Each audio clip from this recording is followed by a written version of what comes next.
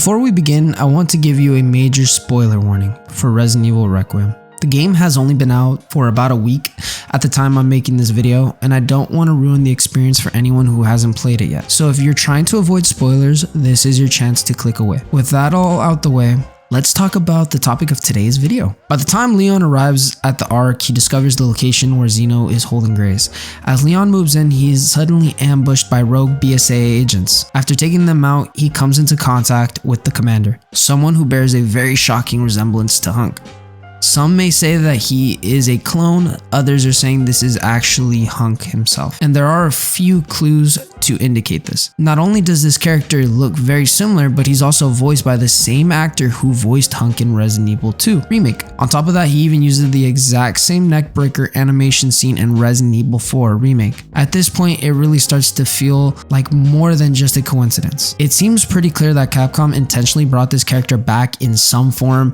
And honestly, if this really is Hunk, I'm okay with how he was used here.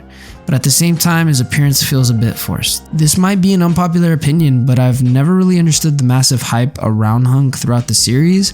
He's had a very limited number of appearances, and in my opinion, he's never really had a huge impact on the overall story. Whether we call him Hunk or simply the commander, the character ultimately felt a bit disappointing in this role. Still, I'm glad he at least had a small presence in Resident Evil Requiem. What's interesting though is that there's a small possibility that he might not actually be gone. If you leave the area after defeating him, his body completely disappears with no explanation.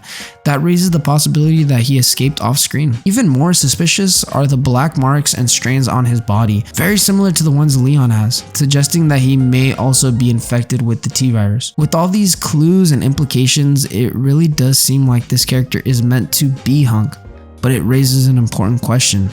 Was he originally supposed to have a bigger role, or is this exactly what Capcom intended? Anyways guys, I hope you all enjoyed this video. If you did, make sure to leave a like and subscribe. It really helps the channel and lets me know you guys want to see more content like this. With all that being said, take care and I hope you guys have a great rest of your day.